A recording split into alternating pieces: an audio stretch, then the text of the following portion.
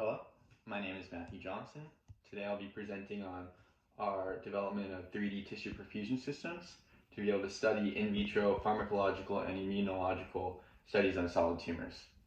Essentially what we're doing in the lab is we're trying to understand solid tumors or cancers that grow in 3D in a controlled experimental design so that we can better understand them and characterize them so that we can better treat patients. Solid tumors like glioblastoma and osteosarcoma predominate in young adults and adolescents and haven't seen significant advancements in the last 40 years. Typical treatment design is you provide a few chemotherapies and then try to resect as much of the tumor as you can and hope it doesn't come back. And if it comes back, there aren't a lot of options that you can give a patient because there aren't many drugs that are effective at treating them. So what we're trying to do is we're trying to develop better ways to understand and treat these cancers in the lab so that we can provide better therapies to patients in the clinic. What we do here is we develop tumoroids or balls of tumor cells that are able to behave in a 3D environment.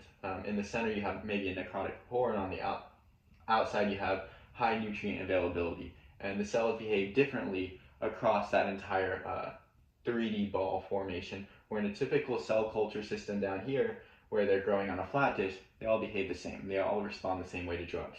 We can take this tumoroid and put it into a matrix that we create, a matrix gel, and pass different drugs across them and test key cancer pathway targets and drugs that are able to effectively neutralize some of these problematic proteins. We're able to see different expression if the cells are grown in our 3D system, grown in the body, or grown in the 2D system. That's traditional monolayer studies. And that's ultimately what we're trying to show. We're trying to show that this is a good way to test things that are closer to the body than what conventional 2D monolayer cell culture is in a 3D system.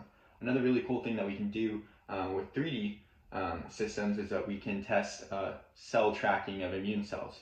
We can put a glioblastoma here in a matrix and track different immune cells like CD8 positive cytotoxic T cells and see their movement over time lapse and see where they're moving and be able to characterize their movement in a 3D environment and be able to see what they're moving, where they're going to, and how they ultimately destroy cancers in a more realistic manner that hasn't been able to be done before.